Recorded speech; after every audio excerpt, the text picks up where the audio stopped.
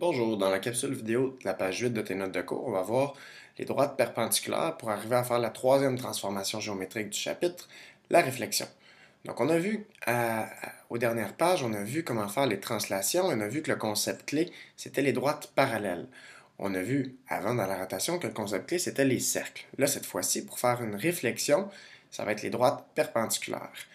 Donc deux droites sont perpendiculaires si elles se coupent à angle droit. Donc, ici, mes deux droites sont perpendiculaires parce qu'elles se coupent à angle droit, donc à 90 degrés. Je pourrais écrire comme ça, les droites D1 et D2 sont perpendiculaires, ou je pourrais utiliser mes notations mathématiques qui est beaucoup plus courte, qui veut dire D1 est perpendiculaire à la droite D2. Donc c'est la même information, mais beaucoup plus concis. Donc le symbole, ce symbole-là ici, donc une espèce de T à l'envers, signifie est perpendiculaire à. Donc D1 est perpendiculaire à D2. Pour tracer des droites perpendiculaires, on utilise encore l'équerre. Donc l'équerre permet d'avoir un angle droit. Donc si j'ai ici ma droite, je vais faire une droite perpendiculaire à celle-là. Je vais utiliser l'équerre ici qui va me faire une droite qui va être perpendiculaire parce qu'elle est à angle droit. Donc les étapes, si je veux faire une symétrie, avant, je dois savoir c'est quoi une réflexion, une symétrie. Donc quand je fais une réflexion, c'est retourner une figure. Pour faire ça, j'ai besoin d'un axe de réflexion qui va me permettre de faire retourner ma figure selon cet axe-là. Donc c'est un petit peu comme si on faisait avec un miroir qu'on va retourner la figure.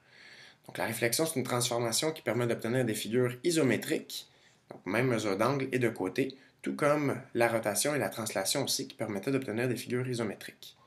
Donc c'est quoi les différentes étapes? On va ici trouver c'est quoi les différentes étapes et on va aller le faire après des exemples à la prochaine page.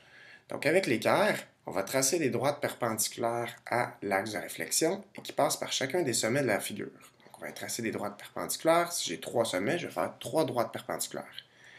Ensuite, puisque ça va passer de l'autre côté, puisque je fais une réflexion, ça va aller de l'autre côté de mon axe, je vais prolonger les droites de l'autre côté de l'axe de réflexion.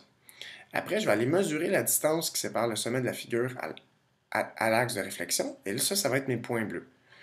Et je pense que vous commencez à être habitué avec les points bleus. Quand j'ai les points bleus, après, je mesure la distance entre mes points bleus et je vais aller reporter de l'autre côté de l'axe, puisque ça va être retourné de l'autre côté de l'axe.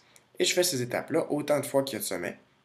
Puis finalement, avec la règle et un crayon de couleur, je vais relier les nouveaux points obtenus et identifier les sommets de la figure finale.